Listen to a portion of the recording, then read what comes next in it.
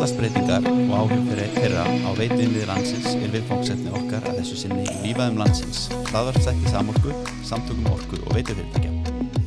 Ég heiti Almar og fagsviðsstjóri Samorku og til mín eru komnir þeir Aðalsteinn Þórhallsson, framkvæmdastjóri Hef Veitna, Ágúst Þór Bragason, deildarstjóri hjá Sveitarfélaginu Árborg og Hlöðver Stefán Þorgeirsson, sjálfsagt starfandi ráðgjafi í veitugeiranum. Velkomnir, allir þrír. Já, takk. Þakkir. Ef við byrjum svona aðeins á ræðum málefni þáttarins, það er að segja loftslagsbreytingar og áhrif þeirra á veituinnviði. Hlöðver, hvað erum við að tala um þegar við tölum um loftslagsbreytingar og þá sérstaklega kannski í samhengi við svona veituinnviði, vatns, hita og fráveitur? Akkurat, ég held að sé ágætt að byrja bara kannski þá að bera í talmunin á veðri og loftslagi. Veður er svona þetta sem við skynjum frá degi til dags, en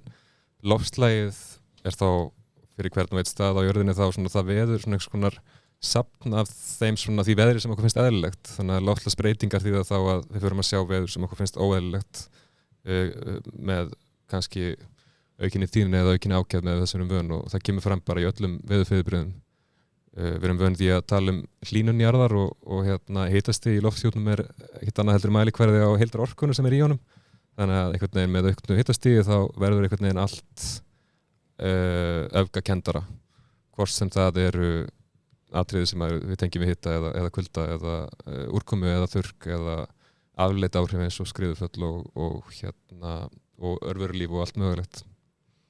Þannig að já, ég nefndi einhver af þeim atriðum sem að varða veitugeran og félag mínan getur komið inn beint úr með innlegg beint úr sínu reynslu heimi. En ég er sjálfur svolítið alinn upp í frátunum, það sem að svona úrkoman er það sem við kannski fáumst við einna mest. Það er ekki endilega vegna þess að hún er mikilvægust, heldur kannski vegna þess að hún er einföldust. En það rifjast upp fyrir mig til dæmis að Hrund prófessor í háskólanum hefur rannsakað tjónaskráningar tengdar frátum, og þá er raunar hláka algengari tjónavaldur í tengt frátukerfum heldur en dembur.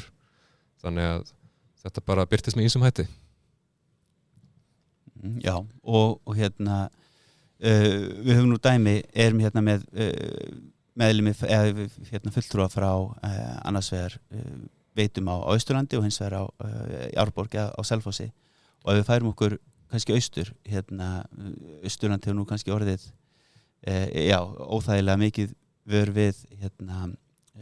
loftslagsbreytingar og náttúruhamfarir á undanförnum árum. Hvernig svona reynsla þín út frá veiturekstri? Já, blessunarlega þá höfum við sloppið býsna vel hingað til. Hamfarirnar á Seyðisfirði voru stór og mikill atburður, en áhrif á veitur og veitukerfi var, ég leyfi mér að segja, hverfandi, sem er gott í reynslubankan að hafa, að vita að ógnin sé þó ekki meiri vegna skriðufalla eða örflóða. Það varð vissulega tjón, en það eru smáurar í samanburðið tjón annarra innviða og eigna. Stærsta áskorunin var vissulega það að hreinsa fráveitukerfið eftir þennan atburð þegar að götu niðurföll fylltust af aur og dæling lamaðist, og einnig voru við í basli með það að finna heimaðastúta þeirra húsa sem fóru í flóðum, en til þess að geta haldið áfram rekstri kerfisins, og þá þurftu þetta að blinda þá enda eða loka þeim til þess að aðrir hlutar kerfisins getu lifað áfram og sinnt sínu. En annars það er mín tilfinning að við höfum ekki ennþá fundið fyrir alvöru fyrir þessu í veiturekstrinum, þessum breytingum sem er að verða. Já, svo er annar viðmælandi okkar frá Selfossi. Þeir eru nú kannski að glíma við núna vandamál sem að eru, fólk hugsa nú kannski ekkit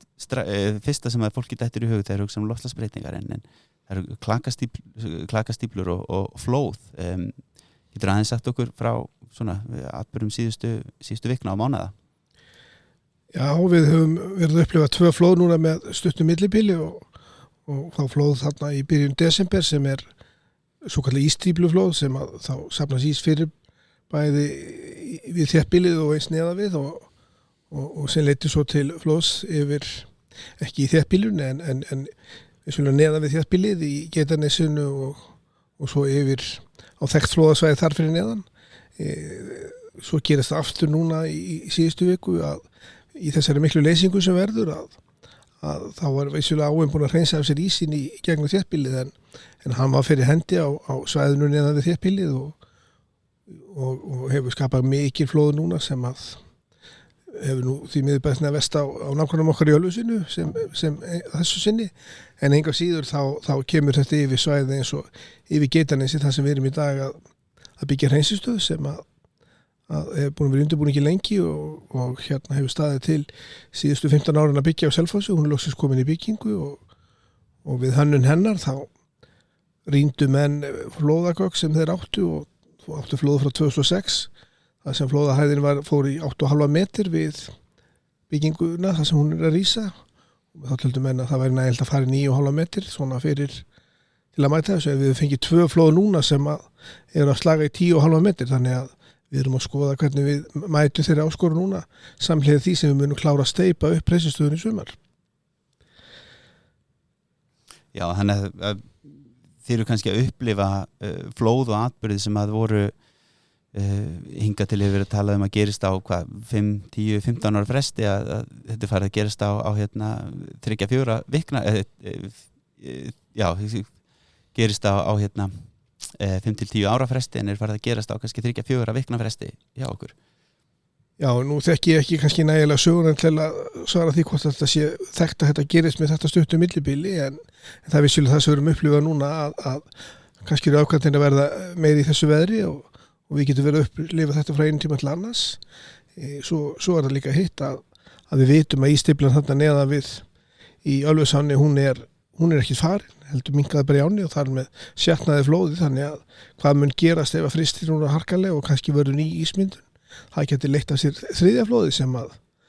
en það nú eru bara að leiða líkum að því sem getur orðið en vissulega eru kannski sem betur fyrir ekki mörg mannvirki þarna og flesta byggingar byggðar á hólum á þessu svæði þannig að það eru ekki að lendi í flóðum en þetta vissulega raska búskapa sérstaklega þá yfir nákvæmum okkar og í Ölfusinu. En maður horfir á veitu innviðina sjálfa, hvort sem það er vass, hitaveitu eða fráveitu, hvernig eru þeir undirbúnir undir svona flóða atburði? Það er fyrir neðan hóteli sem er svona lágpunturinn í eldri byggðinni, þar er öflug dæla sem getur dælt út úr kerfinu ef að það kemur óeðlilegt magn í kerfið og hún setur það þá bara beint út til að viðhalda reynsli í kerfinu og það var brugðist með þessu fyrir áratugum síðan þegar þetta var þekkt vandamál. Nú í dag er búið að setja sniður að sig með aðri byggðinni þannig að það er bara ein útrás sem leiðir frá byggðinni nema svo þá er fleiri regnvatnsútrásir þannig að það svona reynir síður á þá í þessu sem en svo erum við með upptökusvæði sem eru þá hérna hjá Hitaveitunni sem er að dæla úr hólum við ána víða og þeir hafa byggt flóðavarnir á ákvörðu svæðum og eins er núna að nýjasta hólan sem verður að virkja og verður virkjuð í sumar neðan við Hótel Selfoss, hún er á þekktum flóðasvæði þannig að það verður að rannsaka og skoða það núna hvernig menn mæta þeirra ógn ef hún kemur til. En hlöðverið, maður hugsar svona heilt yfir svona minna það sem Ágúst er búin að vera að lýsa hvernig er yfirleitt brugðist við svona bæði hvort sem það er í skipulagi eða í rekstri sko, ég myndi mér þetta sé svolítið mismunandi ákvarðanir hvort sem þú ert að horfa á rekstra ákvarðanir eða skipulags og hönnunar ákvarðanir í svona málum. Algjörlega, reksturinn hann snýr þá kannski ekki hvað síst af því að læra af hverjum atburði fyrir sig og geta gert brugðist aðeins betur við í næsta atburði heldur en þeim sem var á undan og eins afla sér bestu þekkingar á hverjum tíma reynslu annara og miðla sinni reynslu til annara. Það er mjög mikilvægt að það byggist upp svona sameiginlegur reynslubanki úr fjölbreyttum áttum til þess að við sem samfélag stöndum sem allra best og líka þau sem að lenda dýtt í krefjandi aðstæðum geti miðlað af sér þannig að þau sem gera það sjaldnar og eru ekki jafn vön því slíku geti þá leitað til þeirra en ég hafði einmitt og hef haft lengi bara mikinn áhuga á þessari áskorunum sem snýr að því hvernig maður forgangsraðar takmörkuðu fé við þróun veitukerfa og þar þá súma maður svolítið út og hættir að hugsa einstaka viðburði og fer meira að hugsa það hvort að maður getur með einhverjum hætti svona fest fingur á það hvort að tjónin sé að verða tíðar eða fátíðar heldur en að svona einhvers konar samkomulag í samfélaginu að segja eðlilegt. Það sem krefjandi við þetta að við erum að fást við atburði sem eru slemnir, þeir eru sem sagt handahófskendir að einhverju leyti og við vitum ekki hvenær þeir verða og mjög erfitt að meta hvort þeir sé að verða oftar eða sjaldnar heldur en við byggumst við nema bara bíða í áratugi og sjá þá hvernig við stöndum. Þannig að nú man ég ekki alveg nákvæmlega hvað spurningin var en allavega þá hef ég mikinn áhuga á því að geta í meira mæli allavega í hópi þeirra veitna sem eru búið yfir hvað sterkustum infrastruktúr í sem sagt mannauði og umfangi starfseminnar að geta beitt líkanagerð og hermunum í meira mæli til þess að mæla með þeim hætti hvernig veitna standa. Það að segja freista þess að í stað þess að bíða í 100 ár og telja hversu oft var tjón að láta 100 árin líða í einhvers konar hermun og telja þar hversu mörg tjónin voru meðan við bara hvernig kerfið stendur í dag og þá fáum við einhvers konar mat á því hvort að við stöndum betur eða verður heldur en við svona vorum búin að gefa út allavega að við ætluðum að vera. Þetta er svona þetta er raunin eina leiðin til þess að mæla það hvort að veitukerfið standi sig hvort svona tilvinnakendum þáttum eða ekki. Og Aðalsteinn minna Hlöður nefndi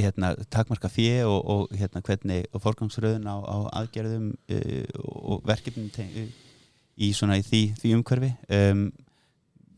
hvernig nú eru þið náttúrulega mjög dreifð veita með starfsemi í nokkrum kjörnum hvernig hvernig nálgist þið það vandamáli það áskorun hún býsna kröftug svo áskorun, það er rétt í starfi mínu hér með Samorku hef ég náttúrulega svona uppgötvað og gert mér stöðugt betur grein fyrir því hversu mikilvægt þetta starf stóru aðalina fyrir okkur litlu veitunar. Það er alveg ljóst að við höfum ekki þennan burð sem að þarf til þess að reka svona mikið vísindastarf eins og Hlöður að lýsa. Við höfum alveg nóg með það að halda okkur gangandi frá degi til dags og rannsóknarverkefni og þróun er mjög takmarkuð. Við erum þetta ég tel þó að við séum ágætlega stödd. Ég hef aðeins veltið fyrir mér til dæmis með Strandþorp. Nú erum við í Múlaþingi, Egilsstaðir, Borgarfjörður, Eystri, Seyðisfjörður og Djúpavogur. Þessir 3 minni staðir standa allir við sjó og það er stutt í sjóinn. Og sjórin er fínasti viðtæki fyrir ofanvatn þannig að það er aðeins tórsið ávinningurinn svona í fyrstu allavega af því að byggja mikil mannvirki í kringum ofanvatn því að leiðirnar eru stuttar og mega vera margar það skadar ábyggilega ekki umhverfið en vissulega erum við annarri stöðu á Egilsstöðum en einnig þar stutt í viðtaka og svo er þessi þéttbýli þetta smávaxinn og þetta eru stuttar vegalengdir sem að þarf að leiða vatn. Já, þú segir leiða vatn, menn eru þið þá að hugsa bara hvert vatnið á að fara eða eru þið búin að taka svona tillit til kannski svona blágrænna ofanslausna í skipulagsferlum eða eru þið búin að er hugsun um það hvað verður vatnið eða hvernig það fer út í sjó? Já, sko mér ekki kunnugt að það hafi verið hugað að blágrænum ofanslausnum í þessum sjávarþorpum okkar, en það hefur aðeins verið gert af því á Egilsstöðum en það ekki í miklu mæli ennþá. Stundum leynast blágrænu lausnirnar á óvæntum stöðum, bara ef við hugsaum dreifbýli sem dæmi þá ekkert verið að setja hlutina í óvanslagnir eða þarf ekki, þannig að stundum það mikilvægt að nálgast blágrænu ekki þannig að það sé einhvers konar svona nýstarlegt fyrirbæri eingöngu heldur stundum það svona einhvern veginn nær því sem maður þekkir heldur en maður hefði kannski búist við fyrstu og sums staðar út land þá býst ég við því að það sé ekki verið að koma fyrir gangsættaköntum og niðurfallslistum nema það sé sannarlega talin þörf á því að leiða vatnið einhverja lengri leiðir. Og kannski fyrst fyrir byrjuð á þessar umræðu fyrir svona þá sem ekki þekki þetta hugtak blágrænar ofanvatnslausnir, getur kannski aðeins í svona stuttu máli útskýrt hvað þetta og hvernig þetta lítur út og til hvers þetta Í rauninni þetta bara stór verkfærakista fyrir hönnuði að nýta í sínum tillögum og þetta getur gengt ólíka hlutverki eftir aðstæðum, þetta getur gengt í hlutverki að flytja vatn, að geyma vatn sem fellur þar að sé úrkomu vatni eða snjóbráð, verja einhvers konar viðkvæmari vistkerfi fyrir mengun sem kann að vera í afrennsli af götum eða þetta getur líka verið í hreinum fagurfræðilegum tilgangi það sem að svo ber undir og metnaður fyrir slíku hjá sveitafélögum en útgangspunkturinn svona að í upphafi skipulagsferlisins að horfa á svæði sem undir svolítið út frá augum varsins þannig að einhvern veginn vatnið geti aðtapna sig það sem að því eðlislegt þangað sem það að segja vatn rennur niður í móti að freista þess með einhverjum hætti að byggðin lagi sig að vatninu frekar heldur en eingöngu öfugt þannig að við bara vitum það að við erum vanmáttu oft gagnvart þessum náttúruöflum eins og öðrum að alltaf takmark fyrir því hvað mannlegar aðgerðir geta gert til þess að varna tjóni þegar vatn á annað borð komið að stað. Og já, við erum þarna að tala hluti bara eins og blómabeð eða tjarnir inn í byggð eða einhverju þess áttar, er það ekki? Jú, og farvegi eða rásir. Þannig að hvort sem að þessar rásir eru þurrar og lautir eða blautar alla jafna, það geta líka bara verið þurrar þannig að þegar að annað brestur þá sé fyrir hendi farvegur sem að vatni getur farið með valdandi lágmarkstjóni. Því gagnstæða raunar bara að setja viðkvæm mannvirki, viðkvæma starfsemi á svæðum sem að það sem vatn vill safnast fyrir. Það svona raunar blágrænar eru þá bara, má segja að einhver leiti andstæðan við það að reyna að skipuleggja byggðina þannig að hún sé síður útsett fyrir tjóni af völdum vass. Og Ágúst, nú Selfoss kannski svolítið áhugaverð dæmi í þessu það sem hefði bæði sveitafélagi í miklum uppbyggingarfasa og mikið að nýjum hverfum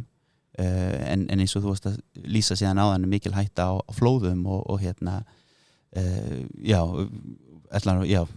ofanvatni og náttúrulega stór á sem rennur gegnum sveitafélagið svona lausnir eða aðgerðir sem eru í gangi innan sveitafélagsins til þess að vinna með þetta er eitthvað svoleiðis í gangi eða hvernig þessu hagað hjá ykkur? Já, við höfum stuðstu blágrænar lausnir langan tíma en ég vil kannski ekki segja þessi mikil hætta á flóðum en það er hætta það er svolítið annað hætta eða mikil hætta þannig að þau hafa orðið og við erum alltaf að horfa til sögunar í þeirri þróun en sveitafélagið hefur stuðst við blágrænar lausnir langan tíð og hverfi sem hafa voru í byggingu fyrir 30 ára síðan þá var því vatni veitt í setjarnir og og hérna eins og hefur það þróast núna í að nú í göturýmdinni með stoppleiðum verið að veita þessi vatnsrásir til hliðar og þessi vatni getur þá bara farið niður eða safnast í litla setjarnir og hérna og það svo þróun sem að við munum nýta áfram í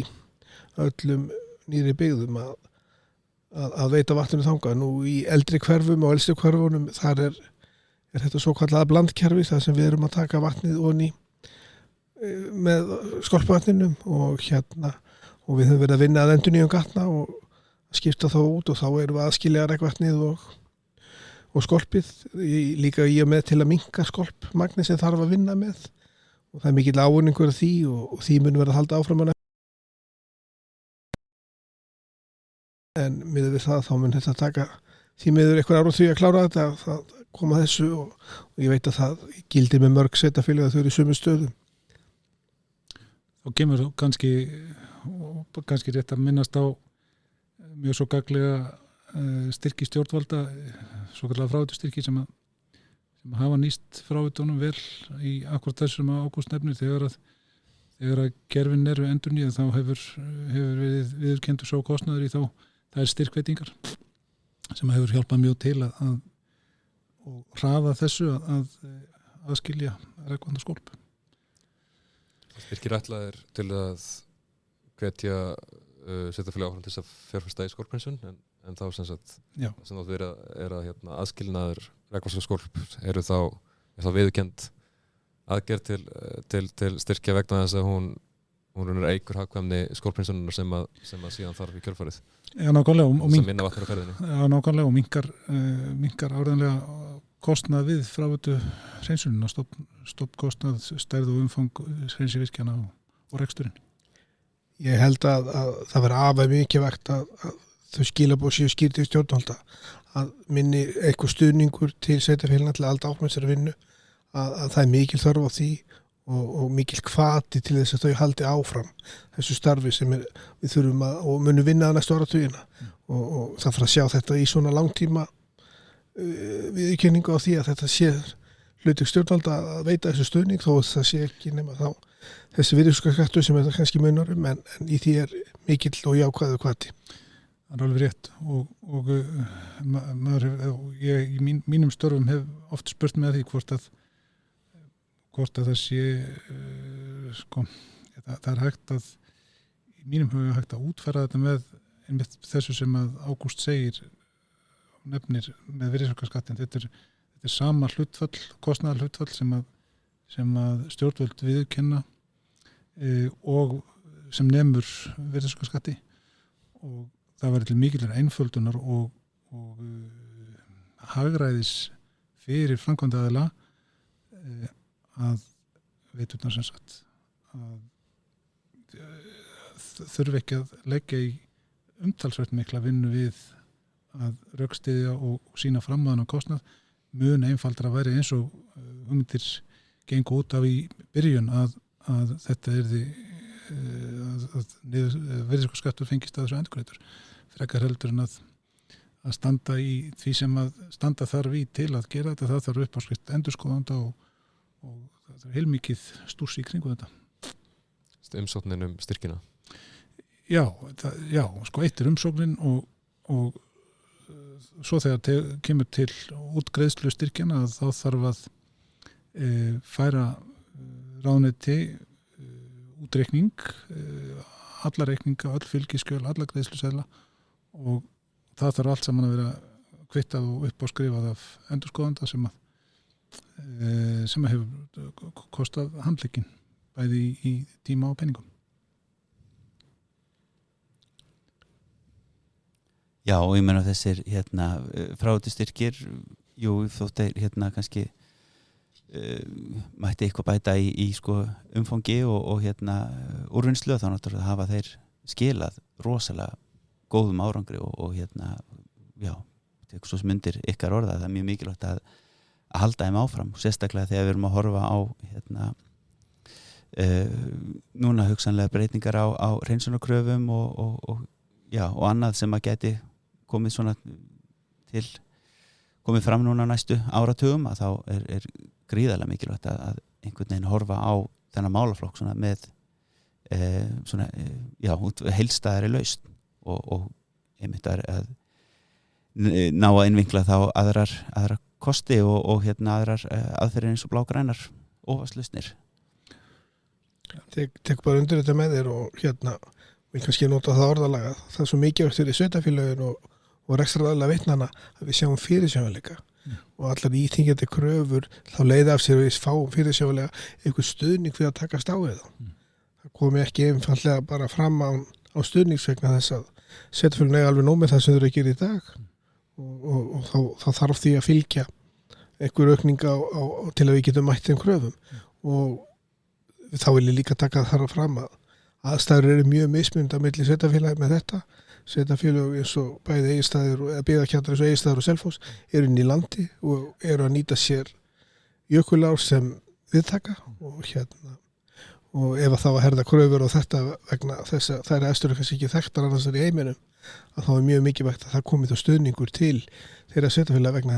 þeirra stöðu sem þau eru í. Held að sér rétt hjá mér það ekki að þessi tími, þetta voru 10 ár sem að lagt var upp með stjórnvöldum í þessa styrkveitingu. Held ég færi rétt með það að það séu 4 eða 5 ár liðin af þeim tíma, þannig að það saksast verulega á. Jú, ég held að það sé þetta var bara tímabundið allavega til að byrja með og eins og segir það er ekkert við erum að held ég nálgast helminginn. Já. Þetta er náttúrulega að taka 2 vegna þess að fyrir stikkið voru 95 til 2005 og þetta tímabil er núna seinna tímabil sem var veitti stuðningur, þetta fjall niður þarna á ákveðnu tímabili. Þannig að eins og ég segir að menn þurfa kannski að horfa á þetta í lengri tímum og tímaröðum heldur en 10 ár og fyrirsjáanleiki er gríðarlega mikilvægur í þessu rekstri. Klárt mál. Og Hlöður, þú hefur sett þetta svolítið skemmtilega upp sem svona rekstur eigna á þessu að því þetta er almannafé í flestum tilvikum eru fráveitur reknar af annarkvort beint af sveitafélögum eða veitufyrirtækjum í eigu sveitafélaga og þetta er almanna rekstur og einhvern veginn mikilvægi þess að horfa á þetta í heild sinni út frá skipulagsmálum, taka svona lengri svona pól, sjónarhorn á þetta og fleira. Algjörlega, þá ég var í því hlutverki áður í fyrra starfi að sinna langtíma stefnumótun fyrir fráveitu veitna og þá vorum við sem sindum slíkum hlutverkum fyrir veiturnar hjá veitum svolítið bara að þreifa okkur áfram með hvers konar verklag og vinnulag og greiningar væru gagnlegar í því tilliti. Mín sýn á þetta viðfangsefni var alltaf svolítið svo að þetta væri ákveðin hringrás. Það sem við varum að spyrja okkur hvaða væntingar gerir samfélagið til veitunar, greining á því hvernig veitan stendur meða við þessar væntingar, þá kemur fram raunar meða við umfang þeirra greiningar að ef hún er í samræmi við allar þær væntingar sem eru til okkur gerðar, þá kemur í ljós hvar skórinn kreppir, nákvæmlega hvar eru veikir hlekkir í okkar þjónustu. Í kjölfari getum við forgangsraðað þeim, lagað síðan langtíma fjárfestingar áætlanir og hugmyndir umbætur í fyrirkomulega rekstrarins að viðkomandi niðurstöðum og síðan bara sett fram verkefni sem við fylgjum eftir og endum með stöðun og förum þennan hring aftur og aftur eins og oft og við þurfum og raunum bara út í áfyrirsíða framtíð og þetta sé þá það sem að ég leiði mér að kalla kerfisáætlun fyrir fráveitur, það er þá einhvers konar skjalfesting á þessari hringrás. En annars síðan er þetta náttúrulega laga þörfum hvers og eins en þá er einmitt spurningin að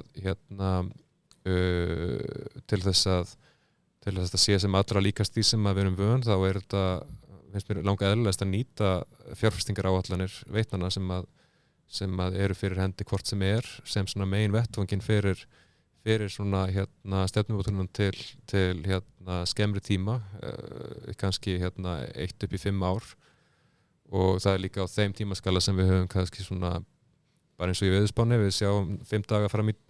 tíman með sameiginlegri vissu, við kannski getum spáð fyrir fjárfestingarþörf á einhverjum 5 ára skala og veitur þrátt fyrir alla sína burði gátur raunar ennþá unnið að töluvert miklum umbótum á því hvernig við gerum okkar 5 ára spár og þar líka umbætur í sko niðurbrotti á sílómenningu á milli veitnanna og sveitafélagana og kannski einhverju leit á milli deilda innan sveitafélaga og svo framvegis þannig að þetta geti allt einhvern veginn gengi fumlaust fyrir sig þannig að þú nefndi skipulagsáætlanir sveitafélaga að það geti tekið mið af kerfisáætlun veitnanna og öfugt og að að við séum frista þess að reyna að sjá inn í framtíðina, reyna að sjá fyrir hvað gæti gerst í framtíðinni, reyna að búa okkur undir eitthvað sem við sjáum fyrir en vitum ekki hvort það verði líka að við séum búin að hugsa að það geti gerst og hvernig við myndum sjá fyrir okkur að geta hugsanlega brugðist við því þetta er svona það helsta sem við þetta er í hugi, fljótbræði Já, Aðalsteinn hann Hlöðver nefnir svolítið áhugaverðan punkt með auka svona samvinnu með sveitafélögum og samtvinna svolítið áætlanir sveitafélaga og veitu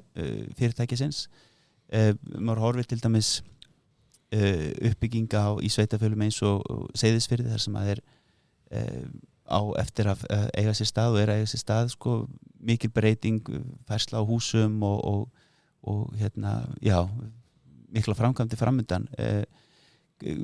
getur aðeins svona sagt frá aðkomu veitna eða hef veitna þá inn í það fyrirkomulag og samstarfin á milli þá sveitafélagsins og síðan ykkar Já, sko það er áörglega við þessu að lengi megi gott bæta það er þess fullvis að það mætti gera betur í þessu og þetta skipulagsverkefni sem að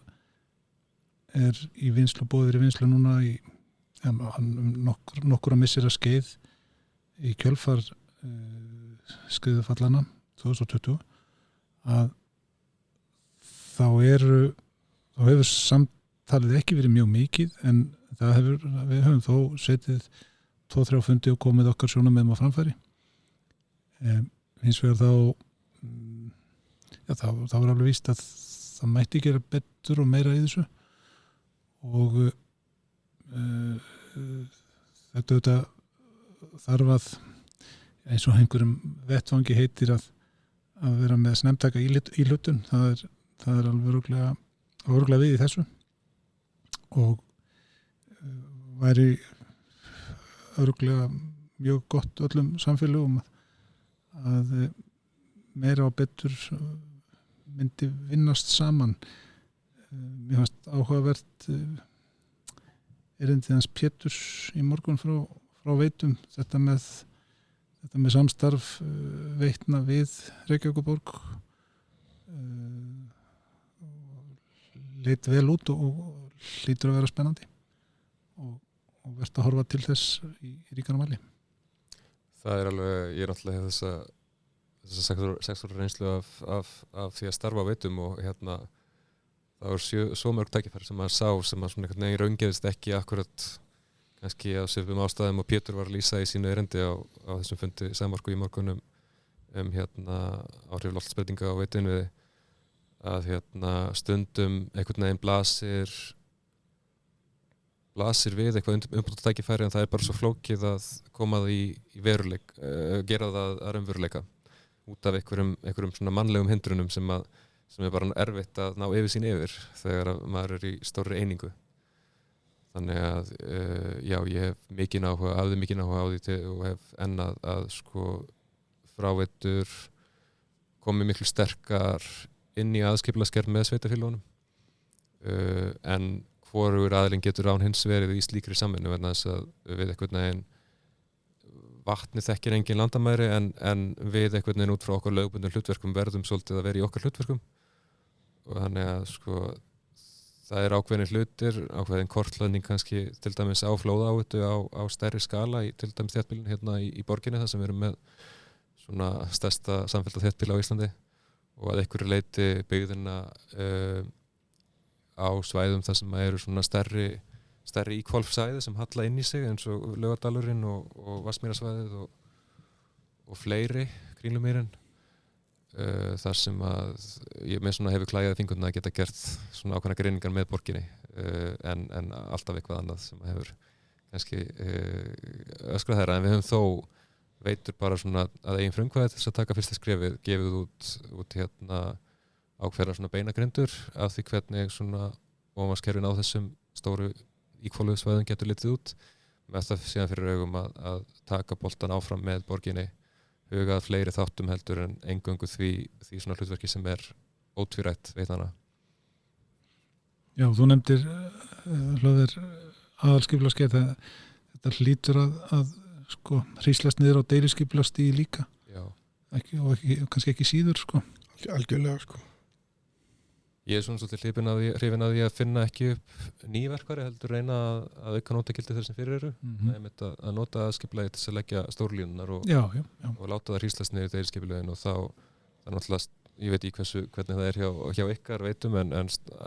veitur þurfa hérna í Reykjavík og verja allmiklu púli í það að vakta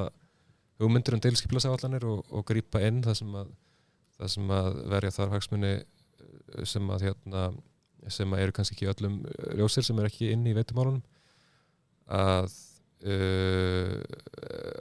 ef svona einhver grunnatriði í því hvernig deiliskipulaginu best fyrir komið og sem ríkir sáttum á milli sveitarfélags og veitunar, eftir því meira mæli sem það einhvern veginn svona sett í eitt skipti fyrir öll inn í aðskipulaginu, þannig að það hríslist niður í hvert og eitt deiliskipulag, það ákveðið hagræði sem getur fælst í því. En Ágúst, eins og ég nefndi á hann, Selfoss eða Árborg múin að fara í gegnum gríðarlegt vaxta tímabil og svo sem bara annað slíkt fyrirhugað á næstu árum. Tengir þú við það sem að þeir voru að segja varðandi sko mikilvægi þessa samtals á milli veitu innviðana og sveitafélagsins eða skipulagsvaldsins? Já, það samtali bara í gangi í dag og við erum kannski núna að byrja að horfa á næstu stofnlagnir í sveitafélaginu sem þurfa kannski að vera að koma til framkvæmda eftir 15 ár, 10, 15, 20 ár og hvernig við þróum byggðina. Það er mjög mikið eftir tökum frá rými fyrir